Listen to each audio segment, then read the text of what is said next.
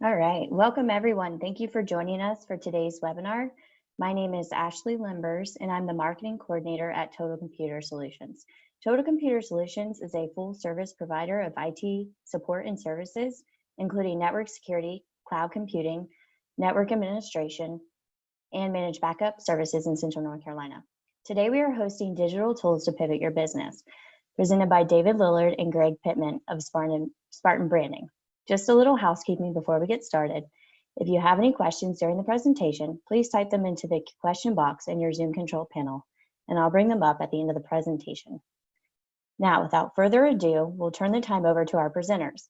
David Lillard is the owner and president of Spartan Branding, a full-service digital marketing agency in Greensboro. In his current role, he provides brand strategy, messaging, and content marketing for companies across the U.S. in a wide range of industries. As a Story Brand certified guide, he helps companies clearly explain the value they add to customers' lives and creates digital marketing content designed to deliver leads and increase sales. Our other presenter, Greg Pittman, has his BA in Media Culture and the Arts from King's College in New York City. Greg is an entrepreneur, a creative, and an ultra connector. He has founded 2 nonprofit organizations and spearheaded various projects and charitable initiatives. Greg is also the founder of the New Canon Society Atlantic chapter and a coffee brand called Cause Roast. Greg is the most recent addition to the Spartan branding team, joining Spartan as brand strategist and creative. Thank you, Ashley, and thank you to TCS for inviting us on to be a part of this webinar today. Again, we're going to be talking about digital tools to pivot your business. And, you know, we're all dealing with something brand new, right? The word unprecedented is being used way too much, but in truth, it is true. You know, we weren't prepared for this, but just because we have to be physically distant doesn't mean digital distancing. And that's something that a lot of us are becoming more comfortable with. You know, ultimately, these are difficult times for a lot of businesses. We don't want to gloss over that fact. The truth is, a lot of businesses are struggling. A lot of us are struggling. And with that, we need to figure out a way to move through, to move towards whatever life is going to look like after the fact. And at Spartan Branding, we believe there's enormous opportunity for businesses to get creative and to reach customers in new ways using technology and digital tools. So today, what we're going to talk about is the pivot. So we're going to talk about what the pivot means for your business. And so maybe that means just adjusting the way that you do business. Maybe it means completely redefining the way that you do business. A lot of companies out there are finding creative ways to continue selling their products, to continue serving clients and prospects without being able to be face-to-face or having the brick and mortar experience that they used to. And so what we're going to do over the next, you know, hopefully 35, 45 minutes is we're going to talk about some of the tools that you can use for different situations and problems that we're all facing. And excuse me, at Spartan Branding, we're not immune to this. So we too are working separately. You can see Greg's in his home, I'm in my home doing this presentation. We'd normally prefer to be in person, but we again are learning ways to still connect with clients and prospects and serve other people. And so we're going to talk about some of these. They will start off very high level, but then we're going to talk about the way that some specific companies are using this technology to pivot either the way that they're serving their clients or completely redefining the way that they do business. And so the first thing I want to talk about is really, you know, we have a new remote workforce. You know, most of our country has gone from co-locating in an office to now working from home. Some people are very comfortable with that. Some people have been doing it for a very long time and they're looking around saying, well, this wasn't that hard to begin with. For many of the rest of us, we weren't used to this. We were used to going into an office, having everything set up in our office so that we could do work, having a place where we can meet together in person. That's no longer business as usual, right? And so as we start to think about this remote workforce, you know, it would be easy to say, well, we just can't do the things that we used to do. The truth is, we can do a lot of the things that we used to do, and we're learning that. We're using a platform right now, Zoom, which is allowing us to connect with people all across the US, all around the world, and keep conversations moving forward. And there's a few different ways that we wanted to highlight some different tools that you can use to pivot the way that you're doing business. And really the first one doesn't have to do with video conferencing like this. It has to do with how can we make sure that we're communicating how we should be doing things within our organization. I think that a lot of us were used to, if we had an issue, walking down the hall, standing in the same office, looking at the same computer screen, and figuring out how to fix a problem together. That, of course, is not an option. And so, one of the things we wanted to bring up was Loom. And if you go to useloom.com, this is a free plugin that you can download. Loom is a great way to record your screen. And what that allows you to do a ton of things. And we use it a lot for either training or customer support, client support. And so one of those things we use it for is troubleshooting. So internally, as we're getting used to all these new software and technologies, we don't always know how to do everything, and figuring out on your own can be tough. So we use Loom to simply just record quickly on our screen how to do something and walk someone through something. It's much easier to build training documents this way using video than it is to take screenshots, type everything out. Really quickly, you can record yourself doing it once and then forever have a video documentation of how to do that. It's also useful for clients. Let's say that you use a software-based product or an application. It's really easy to show people how to make edits from, for our company, from a website development standpoint. Sometimes we need to show people how to do what they need to do instead of them always asking us. And if it's possible, they prefer to do that. And so we can use that technology to show them how to make changes on their own website. It's also great for training. And so if you have internal staff that have to deal with a lot of technology and software applications, not everyone is really tech savvy. Okay. And so, you all know that working with TCS, very tech savvy company, and are extremely helpful in walking you through situations. But sometimes it's helpful if you can actually see someone's screen and watch them do it and learn how to do it. And so same for your staff. If you're going to do something once, why not do it once, record it, and show them that. And really, it's great for just team building in general, just the ability to make sure that everyone's on the same page. And so recorded a quick Loom real quick of this is TCS's website. So let's say you wanted to show someone where something was on the website. I recorded this using Loom, took no more than 30 seconds. And you can see you can record your screen. I didn't include audio on this, or I didn't include my own audio, but you could talk them through it. And then once you finish recording, then you send them the link and they can see it. So this is just a really simple, easy technology that you can use for training and internal training and then client support. Another thing that we're having to learn how to manage is internal communications. And once upon a time, we could sit in a lot of meetings face to face. Now there's a lot of Zoom fatigue or web conference fatigue, where we're sitting on video calls all day talking with one another. But a lot of people tend to use email for internal communications.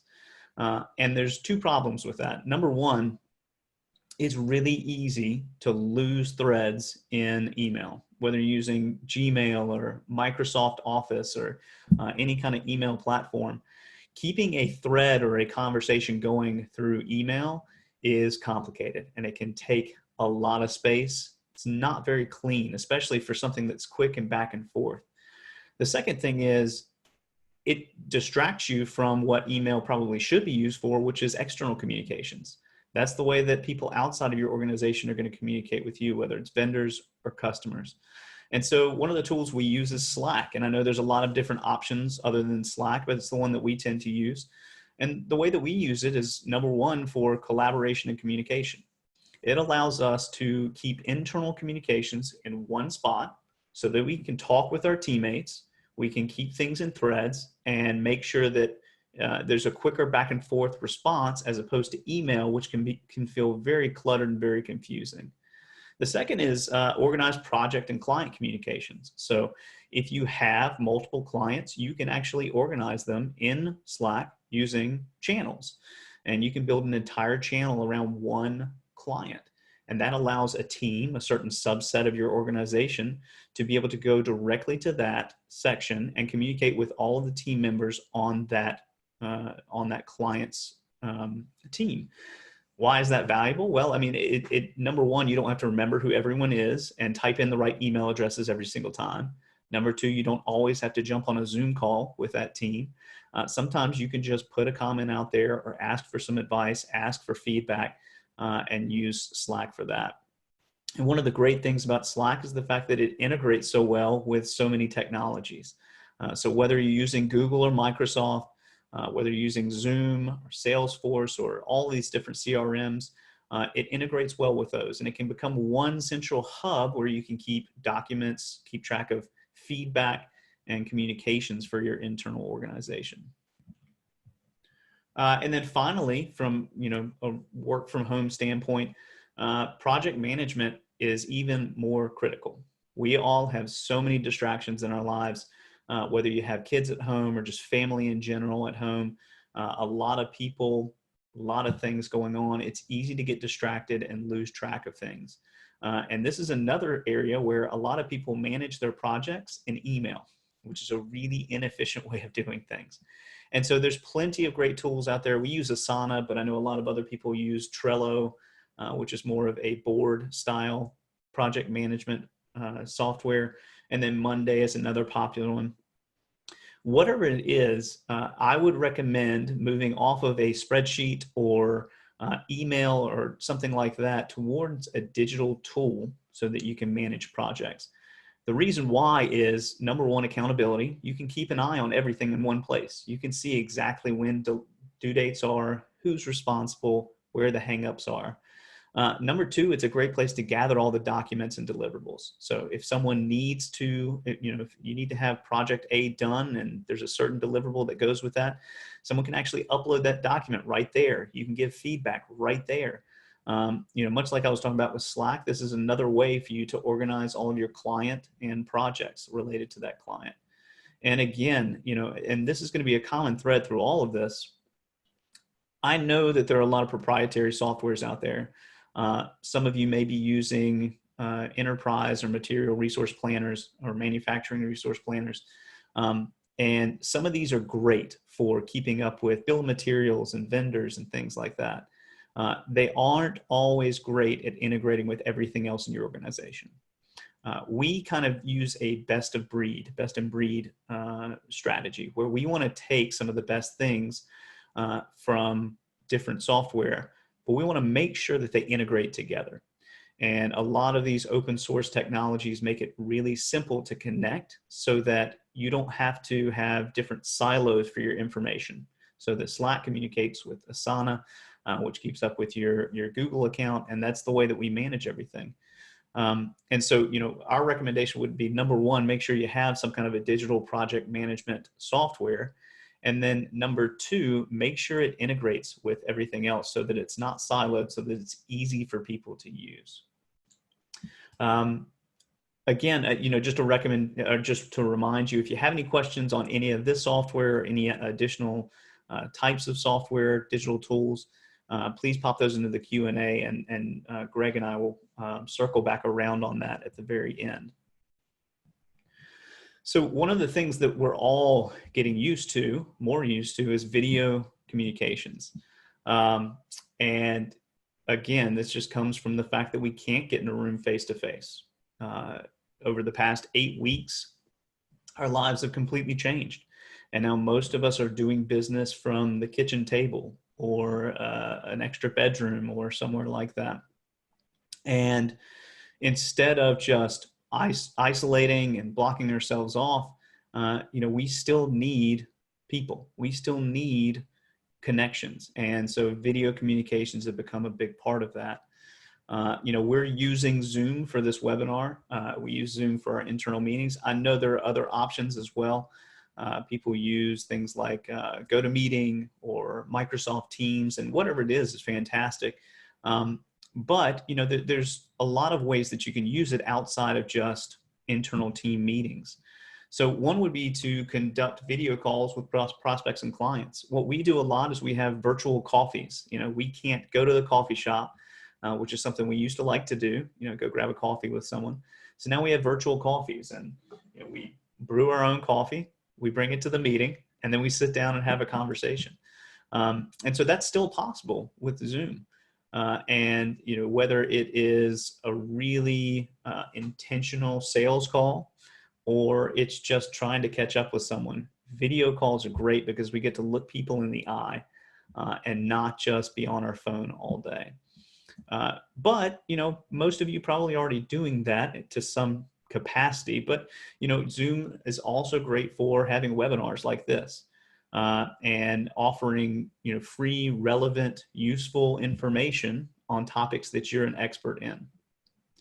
I originally think I had this slide titled Webinars, the New Lunch and Learn.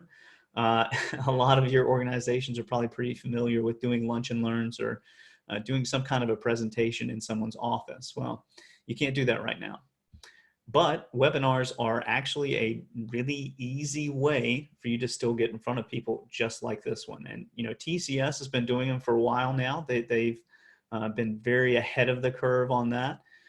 Admittedly, we weren't doing a lot of webinars, but in a matter of weeks, we're now running at least one webinar per week, sometimes 2 webinars per week. And it's really not a difficult thing for you to do. There's a lot of great, tips and tricks out there, guides on how to use something like Zoom to run a webinar. It's really a great all-in-one piece because you're familiar with this because you went through the process. Ashley sent out an email and you were able to register in one place, got reminders all from Zoom. It records the meetings for you so that you can send the replays back out. Really an all-in-one tool for webinars. And so I want to encourage you, all of you are experts in your field, in your industry. You have some kind of information that will be valuable to your clients. There's no reason why you can't put together a webinar, put together a presentation not unlike this, talking through some of the topics that would be useful and helpful, and scheduling a webinar and running it. Even if you don't want to do it live, I'll tell you, Zoom makes it easy to do a recording just like this. So if you just wanted to jump on there by yourself with a slide deck that you may be used to get to presenting to someone and just record yourself going through it, you can do that with Zoom. And it makes it really easy to do that. I think that's a great way to create content that's useful for your clients. And then another one, I think that some of us, looking through some of the companies that are with us, there's a lot of service-based companies, and we're used to, from a consulting standpoint, actually going in somewhere, sitting down with people. But there's no reason that can't happen from a distance. A lot of realtors right now are learning how to use video conferencing technology to be able to keep doing their jobs. Even when people aren't comfortable going into a location, a physical residence, the realtor can still take a camera video and do video chat and show them around, show them things. If you're doing home inspections, you can do a lot of the home inspection without anyone actually being on site. So let's say you want to sell your home, but now's not the perfect time, but you want to know what you need to fix, because guess what? You're around the house. It's a great time to have a contractor come by and fix something. And so you want to get on the phone. Well, a home inspector could probably help walk you through a decent amount of what you need to watch out for without getting a full inspection. And there are actually some home inspectors that are pivoting to do that and offering reduced rates on pre-sale home inspections where they'll walk you through that. And so, we just wanted to show you a few examples of this. I'll start with a couple, and then Greg will show a couple. So if you're like me, you probably need a haircut. Honestly, there's a joke about my hair. It's going to reach the sky by the time we get done with this whole thing. But stylists, barbers, hair salons aren't open right now, right? And I know they're trying to reopen as safely and responsibly as they can, but for a lot of us, we can't wait. And we're going to need a haircut here very shortly. And our spouses, or friends, whoever we're with, family members, they don't feel really comfortable giving us haircuts, right? I talk with my wife about it, and she says, "Please don't make me do that." Okay, it could ruin our marriage. It won't really, but so this is a website that was put together called "You Probably Need a Haircut."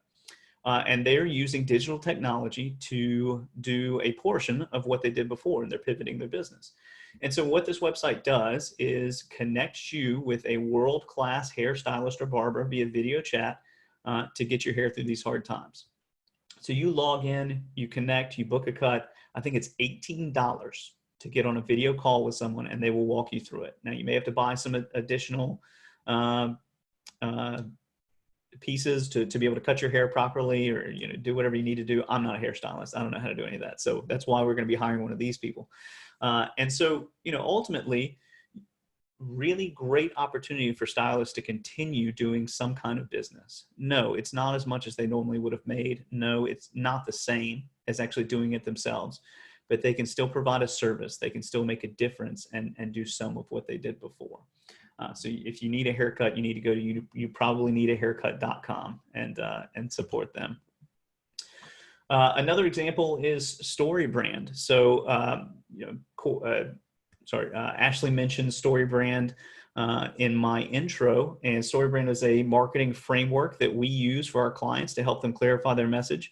Traditionally, StoryBrand has a live workshop in Nashville where a couple of hundred people fly to Nashville, go into a conference facility, and go through 2 days of training. You can't do that right now, right? So they had an option. Do we cancel it, or do we still continue to have it? And so what they did was they pivoted. And they are now live streaming the StoryBrand marketing workshop. They did one in early April. They're doing another one in mid-May. And let me tell you, you would initially think our event is canceled. There's nothing we can do. It's over. They normally have 200 to 250 people come for $3,000 plus their own expenses to travel and stay in a hotel and buy food. So $3,000 for someone to go. Normally have 200 to 250. For the live stream, they reduced the price. Why? Because it wasn't because they were devaluing their offering, but because their costs were lower. It didn't cost as much. They didn't have to rent conference space and worry about all those things. So $1,000 to come to the live stream, where you sit at your computer in your kitchen or out on the back deck, and you go through the same content just online. And they offered it for $1,000. Well, guess what? They had 800 and some people attend. 4 times the number of people attend. And it wasn't perfect, because it was the first time they went through it. But let me tell you, people are showing grace to other companies during this time, because it's really hard. We're all pivoting and learning. And people showed a ton of grace to them, but they did an awesome job, and they're doing it again in May. And so this is just an example of, just because we can't do business as usual doesn't mean we can't do business. And I'm going to toss it over to Greg for this last one. Really interesting way that one pro sports team pivoted during this time. Yeah, so we're all aware that the sports teams and all the major league or pro sports have kind of hit the pause button for at least the next little bit. But the Phoenix Suns NBA team kind of took it to a next level. I thought, their regular season schedule had been canceled, but the players were like, man, there's got to be a way for us to still entertain our fans, have fun, and, spread some good at the same time. So there is a digital platform and app called Twitch, which it's big in the gaming world. So it allows video gamers and other even applications to live stream their gaming. And so what the Phoenix Suns did, they said, let's schedule up our actual season, just like we would have had it go through, 2020. And let's play that on NBA 2K20 on Xbox or PlayStation, and live stream it through Twitch, which I thought was awesome. And it started out kind of, as a almost experiment. People were like, how's this going to work? And now it's blown up so big that even YouTube is broadcasting it live. Twitch is broadcasting it live, and other social media networks are starting to get onto, the train of trying to either host it or broadcast it at the same time. And, gamers are trying to do the same thing with other, applications or other sports teams. So it's really awesome to see. They could have just said, well, this sucks. We're going to not finish out our season. Our fans are going to be bored and this is going to be a bummer. But instead they said, you know what if we, whether or not they're great at gaming or not, they said, let's try this and let's still reach out to the people that love us and follow us.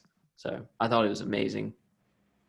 Yeah, that's awesome. And, I love the mentality of, well, just because we can't play on a court in front of people it doesn't mean we can't do anything. And because they think of themselves as entertainers and competitors, they found a way to do that. So, we're all getting comfortable with this. We're all learning how to video chat, but not everyone's video chat looks the same. And so we thought we'd provide just a few tips and tech on how you can upgrade your video conferencing. So first and foremost, it's lighting. I think that's what a lot of people are missing is lighting. And this is an actual look at my setup, and I'm not a boss lady, but this is my wife's second room here, which I have commandeered for the time being. And you can see that I have multiple points of light, and there's, a 3-point lighting technique that you can look up. But really, most of the lighting is focused on me and not what's behind me, because, in most cases, you want to showcase what the primary focus is. And so there's a few different things, but, really well lit people are going to come off better on video presentations, Zoom, whatever, webinars, whatever it is. So really invest in your lighting. I'm going to show you in just a second what that is, those tools that I'm using. Number 2, upgrade your audio and video. Every laptop nowadays comes with a webcam, but they're not always the best quality and they're not always in the best position. So number 1, mine for this particular laptop is in the lower left-hand corner of my screen, which is a really unflattering shot straight up under my chin. And it's not good for anyone. So instead, I bought an external webcam and I put it at eye level. You can see I have it up on a board behind the laptop.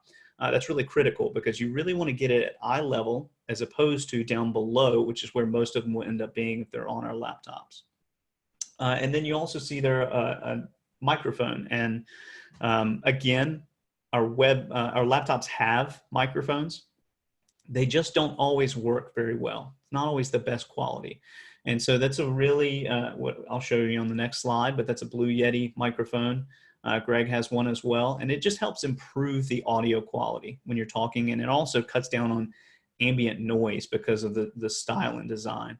Also create a clean background. So you can see that, my desk isn't clean, but hopefully you can see that behind me, it's a relatively uncluttered look. And so for some of you, that means, find a spot with a bookcase or with just a more open, clean area and use that. As far as lighting behind you, also try and make sure there's not too much lighting coming in behind you because it can really wash out the look of your screen. And so that I'll give you, I'll let you in on a little secret. I've got that window actually blocked out. So you can see the window blinds, but I blocked it out because otherwise there's just too much light coming through. And so the more you can control the lighting, the better. And finally, this really isn't about the look, but it's about making sure that you come across well. Directly connect to the router. And you may not be able to do this using an Ethernet all day, but if you're going to run a webinar, directly connect. It minimizes the likelihood that you're going to cut out. I know we've become very comfortable with Wi-Fi. Unfortunately, you're probably not the only one at home working. You probably have a spouse, kids, other people that are working from home or streaming or trying to take classes from home, and your Wi-Fi can only do so much. And so directly connecting to your router increases the likelihood that you're not going to cut out. And these are just some options. So, I'm using the Logitech C920 webcam that connects on the top up there. It's not too expensive, about $80. They were completely out of stock a few weeks ago because everyone was trying to adapt to this, but they're in stock now. And so that's a great option. The Blue Yeti microphone that I mentioned, It's a really good quality microphone if you're going to be doing. Now, if you're just doing a bunch of meetings with internal staff, you may not need this kind of stuff. But if you're going to do a webinar, we definitely recommend having, upgrading your audio in some way, shape, or form. And then lastly, I've got multiple points of light, but what you saw on that previous slide right up on top of the computer is a Loom Cube. That's what helps just light me up a little bit more, so I'm not in the dark. And so right now they're actually running a deal for the Loom Cube Air VC. That's exactly what I have for $49.95. But they have a lot of other options as well. Some panel lights, some ring lights. There's a ton of options out there, but just encourage you to definitely look into improving the lighting on your video conferencing. So finally, we want to jump in and just talk a little bit here about some sales and marketing technologies that you can use to pivot. So many of us are used to talking with customers in person and closing deals in person. And that's not a possibility for many of us right now. And so, we need to get comfortable with some of these tools. And some of you are probably already using these. But, for any of you that aren't, just want to raise, just shine some light on these. Number one, sending out digital proposals. So, maybe you have a CRM that you're building proposals in, but you're used to exporting them, into PDF and sending them out. There's some other technologies you can use out there to build digital proposals that do a lot of things. Number one, allows you to deliver them digitally in a good looking format. And some of them will actually put it on a web page and it's really nice and clean. But whether it's Proposify or PandaDoc or DocuSign, all of these make it really easy for you to deliver them digitally and allow them customers to sign it digitally, as opposed to printing it out and having to sign it and scan it back in. We're not in the office now. And so that's tough for some people. A lot of us, may not have printers in our houses because we haven't needed them in forever. And so, being able to sign documents really is really critical for us to keep business moving forward.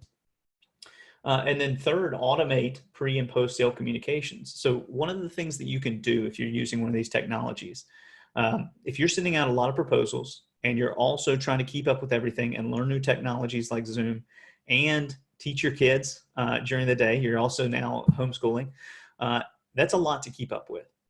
And it's easy to let a few things slip, okay? What you can do with some of these digital document or proposal softwares is integrate them with, something we're going to talk about later, which is, ActiveCampaign or some kind of email automation service. Why would you want to do that? Well, because you may not remember to follow up with someone every single day. And, if you don't follow up with someone 2 days later and it's 4 days later, well, guess what? You're 2 days farther away from getting signature on the proposal, closing a deal, whatever that is. If you can automate some of that, if you can automate reminders, if you can send out little things like, here, if you're still considering us and you're not sure, here's an example of what we did for another client. That's a great piece of content that may help someone get over that hump and decide to go ahead and sign on and do business with you. And you can also do onboarding. So again, a lot of things going on, trying to keep up with things is tough. And so you can do post sale once they sign the document. Maybe there's sign the proposal. Maybe there's certain documents you need to get filled out. Well, you have to remember to do that or remember to tell someone to do that. What if instead it automatically went out for you? All of this is trying to make us more efficient during these sales processes. It's important for all of us to get whatever help we can during this time to make things easier and more efficient. And these are just a few different ways that you might be able to do that. And then, e-commerce. So if you're a service-based business, maybe, you haven't really thought about e-commerce. If you're B2B and you deal mostly in consulting or strategy, this may not have been something you've considered before, but there's still opportunity for you to utilize things, some of these e-commerce platforms. And we're going to show you a couple of examples here in just a second, but just wanted to show some tools that we use when we're building out e-commerce. The top one there is Shopify. So Shopify is a website platform, content management system, and Using it, you can build an entire store very quickly, get your products online, and start selling. It's very much so visual builder with preset themes that you can set up. So if you've never done it before, it's an easy way to dip your toes in the water and build an online store. For some of you, though, you may not need a full store. You may not have a ton of products. You may be selling one service. So let's think back to, you probably need a haircut.com. They're selling one service, right? They're just selling, book a call, $18. That's it. They don't need a full e-commerce site to be able to do that. Sometimes what you just need is just to be able to sell one product or service. And for that, if you have a WordPress site, using Gravity Forms is an easy way to do that. You can build out a form. They have preset templates for checking out. You integrate that with Square, with a Square account, and someone can check out and pay all within that form on your existing website. And you just have to get it added on one page. Really simple. If you are using a WordPress site and you want to build an entire store, WooCommerce is a great way to add on a store to your site. It is certainly more complicated, I would say, than Shopify, but at the same time, it's absolutely doable. You can put in your content, all of your products and services, build a checkout process, connect it with your merchant account, your bank, and get up and running online. Ultimately, this is all about answering 3 questions. So number 1, how can you meet your customers online? Web traffic is up. We are all spending more time on the internet now since we're at home, aren't going out. Most of us aren't going out in the evenings or doing anything else. So we're spending a ton of time online. So how can you meet them? Where are they? What do they need? And so then what products or services can you sell online? Much like the stylist who is accustomed to having someone walk in the door, sit in a chair, you cut their hair, it's all in person. It's not online. Well, guess what? Now they can do it online. And I would guarantee that for a lot of you, there's probably something you can do from a consulting standpoint, whether it's coaching or just strategy, using the knowledge that you have about what you do, and then selling blocks of time, hours, consultation, something like that to help walk people through how they can live life better today, whatever that means for them, whatever success means for them, how you can help them accomplish that. And at that point, then you need to decide which e-commerce platform is best. Do you need a full store? Well, you need to probably look at Shopify or WooCommerce or something like that. Do you have your website and you really just need to add the capability to sell one product? Probably something more like Gravity Forms or Square. And if you have questions, feel free to reach out to us. We're happy to answer some questions and give you some guidance in that area. And Greg's going to talk about a couple of different examples of companies who have really leveraged e-commerce well.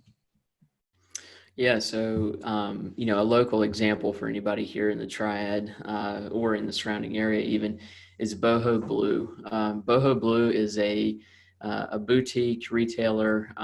They carry everything from, you can kind of see here, shoes, accessories, clothing, and they literally, their whole business is built on people coming in, trying on clothes, seeing it, in the mirror, seeing how it feels, what it looks like, all that kind of stuff. And so, they were faced with a harsh reality of what do we do when all of our stores are closed and we can't do anything like we normally do. And, their website existed in a different form while they were still, doing retail sales and pre, COVID-19, but it wasn't really something they were using as a strategic tool. But now, they took a few weeks, overhauled their website using Shopify, and are leveraging that, social media, a few apps, one in particular called Comment Sold, which allows people on Instagram to literally comment on a post about a specific piece of, clothing or an accessory, and it uses that to actually close the sale and charge them right there through Instagram, which is amazing if you're, struggling to connect all the dots because you can't have people come in the store, or those impulse buys where people would normally, grab it at the counter. This is an easy way for that to happen. And so that's been something that's been huge for them.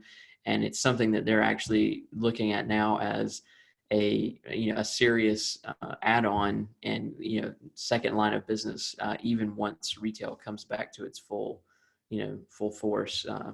So it's been amazing to watch them kind of do what they're doing.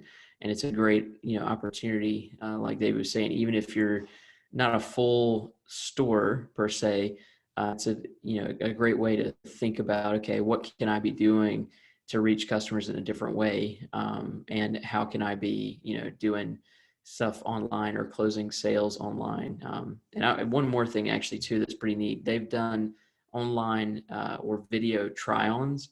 So they'll have models actually try on an outfit and talk about how it fits or how it feels or the fabric, or and do like a literally almost like a one person fashion show, so that anyone shopping can actually see what is this thing that I'm interested in. Is it, how does it look on an actual person and not just on a flat lay on their website or something like that, which has been really cool. And then, another one of my absolute favorites is CANLIS Restaurant in Washington, Seattle area.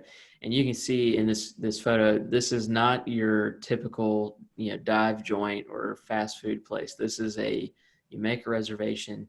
This is a really fine and high dining experience.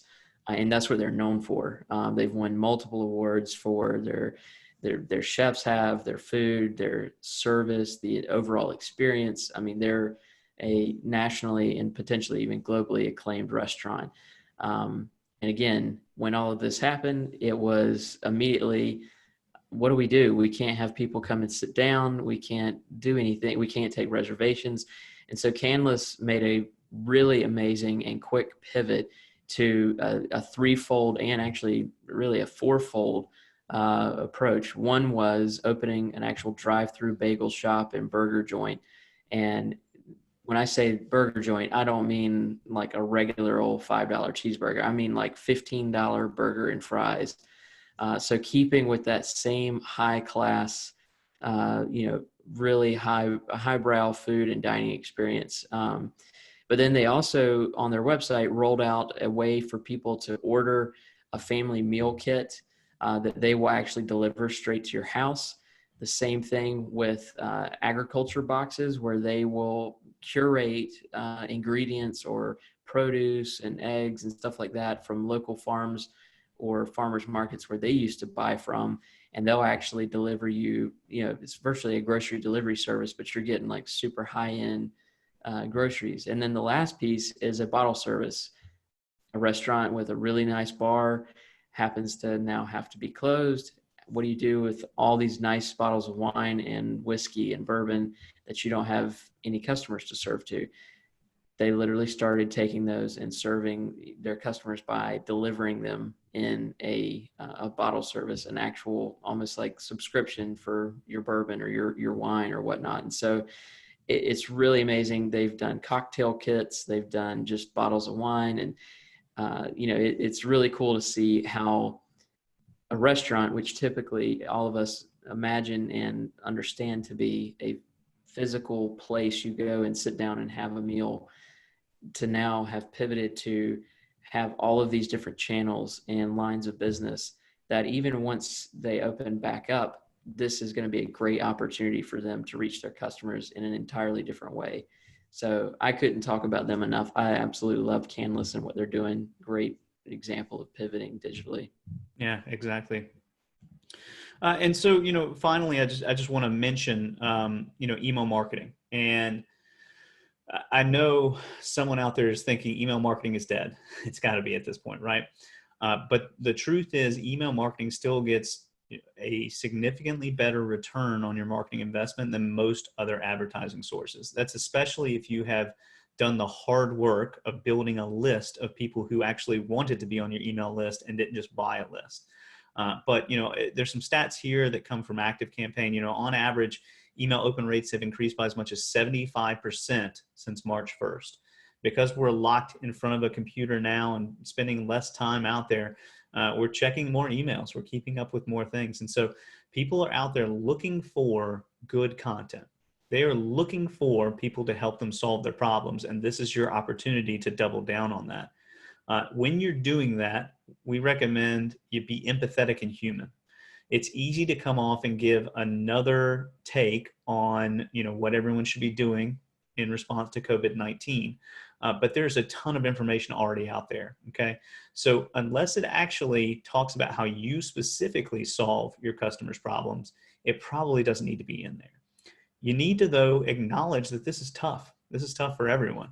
And so, find ways to deliver value. Find ways to add value to your customers and deliver some kind of engaging content that helps them. And, we recommend ActiveCampaign. It's a bit of a marketing, email marketing solution and CRM built into one.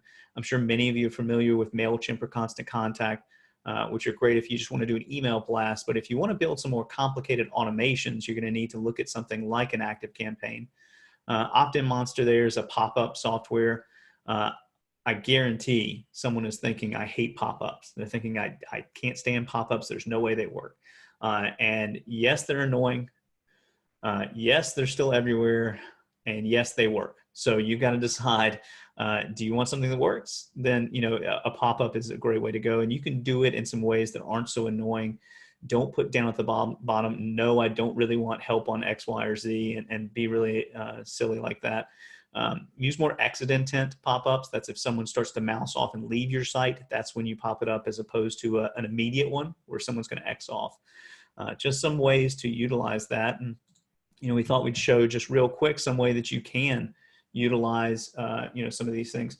So we talked earlier about using a proposal software and connecting it with something. Well, this is just an example of something we built for a client where we used several different pieces of technology, tied them together, all to make it possible for you to follow up with people after you send a proposal. And so, it's more complicated than I'll go into, but we used a software called Zapier to be able to connect everything. And Zapier is great for being able to help this software talk to this software. So when something happens over here, when you send a proposal in PandaDoc, you want it to create a deal in your CRM, right? And so that's what Zapier helps you do. It does from one to the other really simply and easily. And then at that point, you can start sending up follow-up emails that automatically go out and don't require you to remember or remind someone that something needs to happen. And so, at this point, we're going to switch around to Q&A real quick. I saw one question from Robert. He said, when you do a Zoom recording and slide set, are you using PowerPoint for slides? And yes, we do. Using PowerPoint right now. I would recommend, if you're going to do a webinar or something like this, having a 2-screen setup. It's really hard to manage everything if it's on one screen. And so generally what I do is I have a secondary screen, which I have off to the right that you saw in that earlier picture, and I present to that screen. And so that is what you see is on that screen. And I don't put anything else over there. On my primary screen is where I have both presenter mode for PowerPoint, and then all of my Zoom controls so that I can see Q&As that pop up, so that I can see my video window, Greg's video window, all of those different things. Just trying to make it as simple and easy as possible for me to see everything and not have to click, because what happens when you click on a different piece of software, something else could pop up in that screen and everyone could see it. You don't want everyone seeing internal communications or your email or something like that popping up. And so, Greg, I would assume, some people may also use PDFs or something like that to present, not just PowerPoint. Yeah, a PDF, like Adobe PDF Viewer, would be totally doable. PowerPoint's going to be the easiest. If you're a Mac user like me, Keynote is a great option. It still has a lot of the same features as PowerPoint, or even in the presenter mode or full screen slideshow mode. But I would go with something you're familiar with that's native to either you or the computer you're using. So like if you're a PC person or Microsoft person, definitely go with PowerPoint. If you're a Mac person, you can go either way, Keynote or PowerPoint, but yeah.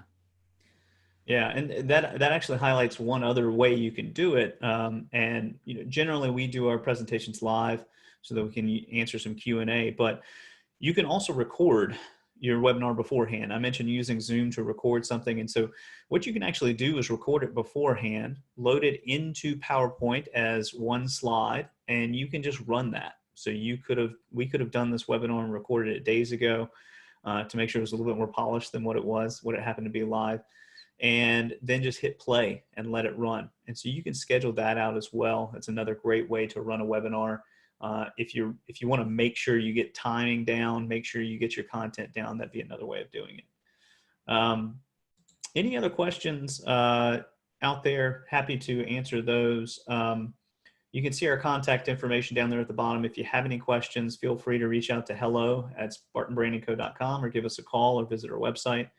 Happy to answer any of these.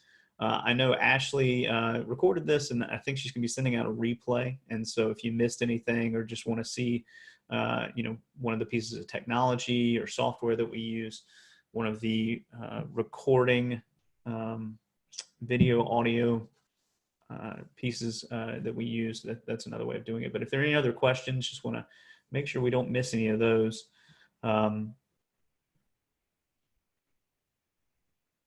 Yeah, and just a question on social media as far as that. We did a whole nother webinar on social media, which was really helpful. Corey Odden, who's our content director, put that together. And that's another area where you need to be doubling down, where you need to be spending more time. Honestly, we are spending, Greg, you may remember the stat. I don't remember off the top of my head how much more people are on social media. Yeah, I think it's 76% increase in daily user activity on Instagram and Facebook, I believe it is. Yeah. But when you think about the fact that both of those networks already have billions, not millions, billions of users, Yeah. That's a ton of people spending a whole lot more time on both the apps and any other ads, that come up on the apps. Absolutely. Yeah. And, I think that's really interesting. When we're doing social media content for customers, normally we're posting 3 to 5 times per week, and we're upping that. Honestly, we're trying to do it more often because you need to be posting daily, and you need to be posting video content like this. With all of just the text and simple posts that are out there, you need something that's going to stand out. And video is a great way, and just some encouragement for you. Me personally, I'm not incredibly comfortable being on camera. It's something that I've learned to get used to, and yet, I can do it, and we can all do it. I think that a lot of times we let the fear of uncertainty and this control that we want to have make everything perfect, and we make it a roadblock for us so that we can't actually do something. And here's the thing: any of you are capable of doing it. And it doesn't have to be super high tech. It could be as simple as just pulling up your phone, pointing it at your face, and talking about something that your customers are struggling with and how you can help them. I think if you can take one thing away, no matter what digital technology you're using, use it to solve people's problems. If there's not a problem, there's not an opportunity, there's no business there anyways. But what we're looking for is someone in our corner, someone to guide us. And so, really think about how you can use these technologies to solve your customers' problems, not make things more complicated. None of us want to do that. So definitely be thinking about that. Just to confirm, Ashley will be sending out a replay of this. So you'll get to see all of this and follow up with us if you have any questions. Again, before we go, I just want to say thank you to everyone. Thank you for showing up today. Thank you for coming out. Thank you for everything that you're doing as a business to help your clients during this time. What you do is really important. What you do is really valuable. And your customers, your clients need you. And so this is an opportunity for us all to step up and do what we can to make a difference in the lives of our customers and prospects. So again, thank you so much everyone for coming. Hope you have a wonderful rest of the week. Thanks, everybody.